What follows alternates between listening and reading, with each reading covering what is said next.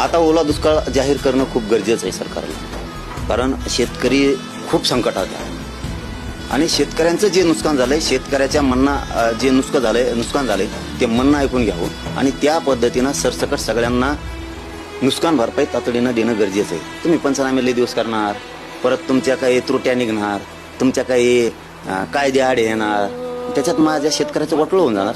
त्यामुळं कसलाच विचार न करता आता सरसकट शेतकऱ्यांना जे नुकसान झालंय ते शेतकऱ्यांकडून ऐकून घ्यावं आणि त्या पद्धतीनं त्याला त्या धर्तीवर मदत करावी.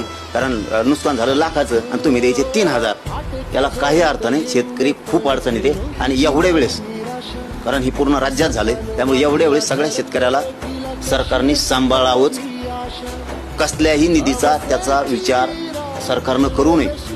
तुमची निधीची अडचण आहे किंवा नाही हे कारण सांगून शेतकऱ्यांना दुःखात ठेवू नका. शेतकऱ्यांचं दुःख किमान एवढे वेळेस वाटून घ्या.